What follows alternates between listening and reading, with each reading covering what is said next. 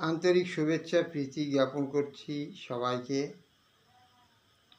আমি পশ্চিমবঙ্গের শিক্ষা ব্যবস্থা সম্পর্কে দুই একটি কথা বলতে চাই। পশ্চিমবঙ্গের শিক্ষা ব্যবস্থা শোচনীয়,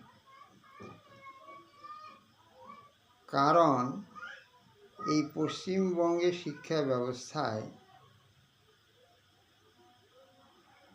উত্তীর্ণ হয়ে উঠতে হবে, পাশ করে উঠতে হবে এমন কোনো কথা নেই। ফেল করলেও ওঠা যায়, অর্থাৎ ফেল নেই, অনুত্তীর্ণ নেই,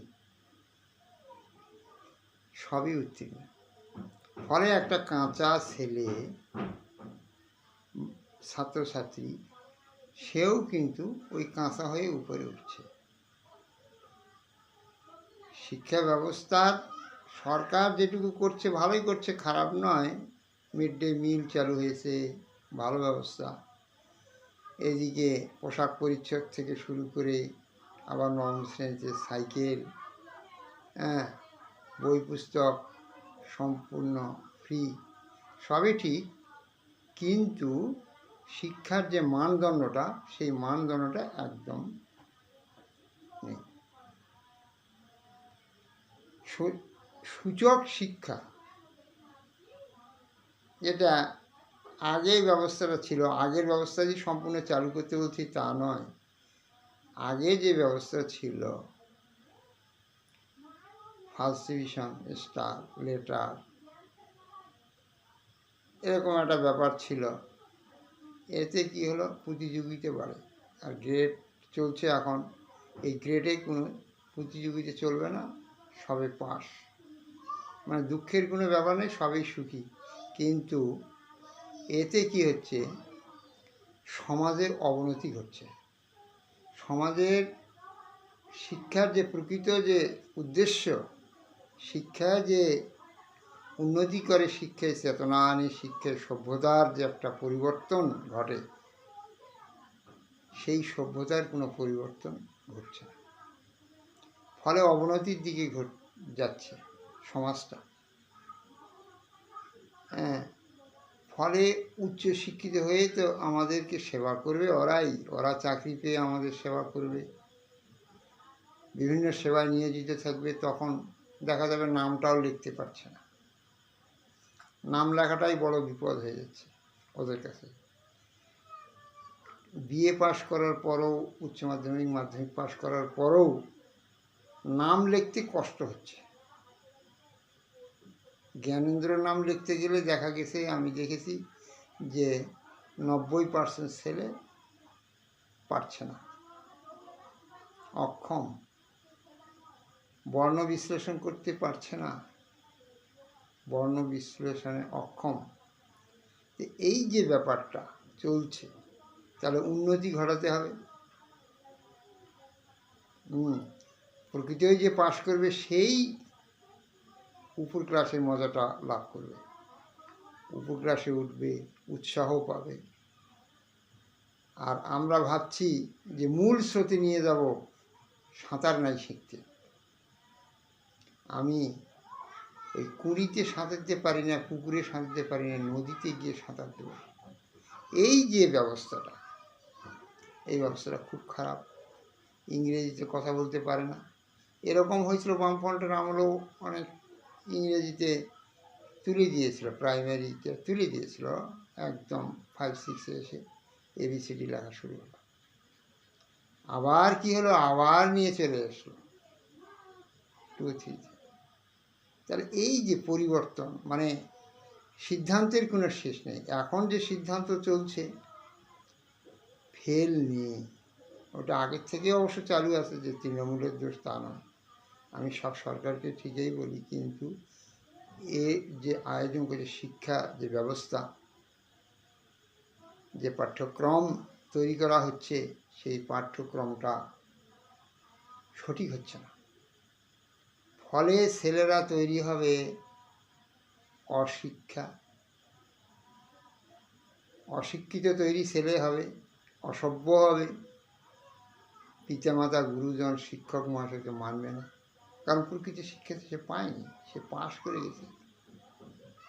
হ্যাঁ, তো এর ফলে কি হবে, সমাজের অবনতি হবে। পরবর্তী সমাজ হবে কি, কাউকে মানতে চাবে না, মানার সেপথটাকে দূরে চলে যাবে। হ্যাঁ, এরকম একটা পরিবেশ আসবে শিক্ষার অবনতির জন্য। আমরা পড়েছিলাম, যে নদী হারাইছে স্রোত চলিতে না পারে, সহস্র শৈবাল দাম আসিতে।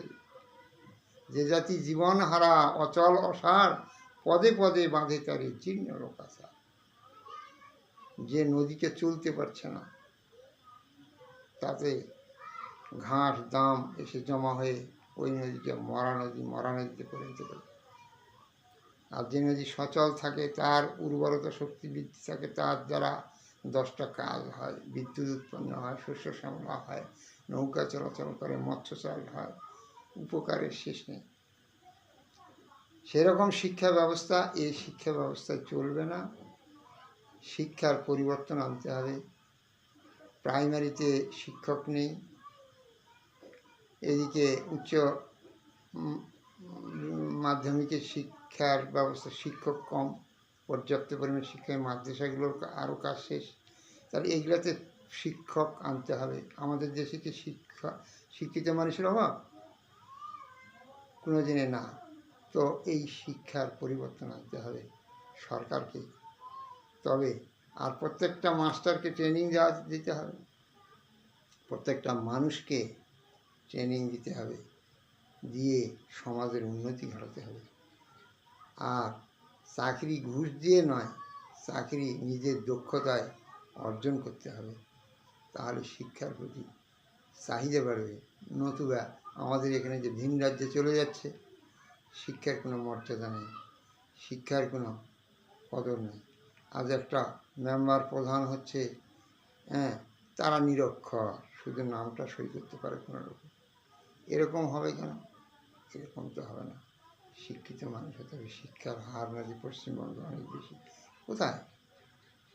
তাহলে শিক্ষিত মানুষ তৈরি করতে গেলে আগে যারা শিক্ষার কারিগর, শিক্ষক এবং প্রতিষ্ঠান, এই উপাদানগুলোকে ঠিক রাখতে হবে। শিক্ষার যে 4টে উপাদান আছে, শিক্ষার্থী, শিক্ষক, শিক্ষালয়, পাঠ্যক্রম, এই 4টাকে ঠিকঠাক রেখে তবেই কাজ করতে হবে। বিদ্যালয় অনেক তৈরি হয়েছে, কোনো বিদ্যালয়ের ছাত্রই নেই। হ্যাঁ, কোনো বিদ্যালয়ে ছাত্র আছে, মাস্টার নেই, শিক্ষকের অভাব। গাছতলাও শিক্ষা লাভ করতে পারে। আগে টোল ব্যবস্থা ছিল, মুক্ত ব্যবস্থা ছিল, গাছতলাও শিক্ষা লাভ হতে পারে, আদর্শ শিক্ষা হতে পারে। কিন্তু ভালো মাস্টার তৈরি চাই, ঠিক করতে হবে, ঘুষ দেওয়া মাস্টার না। হ্যাঁ, যাই হোক, শিক্ষার যাতে উন্নতি হয়, মানুষের যাতে উন্নতি হয়, মানব জীবনে যাতে উন্নতি হয়, মানুষের যেন পশুত্ব ভাবটা দূর হয়ে যায়, এজন্য শিক্ষার প্রয়োজন। কারণ শিক্ষায় আনে চেতনা, চেতনায় আনে বিপ্লব। এই বলে আমার 2-1টি কথা এখানেই শেষ করলাম। সবাইকে আন্তরিক প্রীতি, শুভেচ্ছা, নমস্কার জানিয়ে আমি এখানে ইতি টানছি।